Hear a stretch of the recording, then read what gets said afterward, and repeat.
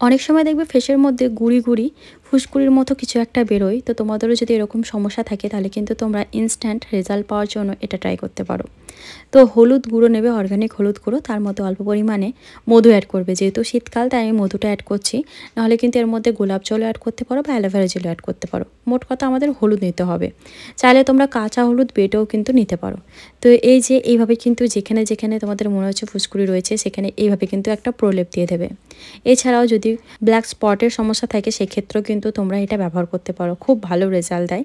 ব্রণ ফুসকুড়ি হলেও কিন্তু এরকম হলুদ, কাঁচা হলুদ বেটে বা হলুদ গুঁড়োর সঙ্গে কিছু একটা মিশিয়ে লাগালে কিন্তু খুব ভালো উপকার পাওয়া যায়। চাইলে অবশ্যই তোমরা এই ফেস প্যাকটা কিন্তু পুরো মুখেও অ্যাপ্লাই করতে পারো, কোনো সাইড এফেক্টস নেই।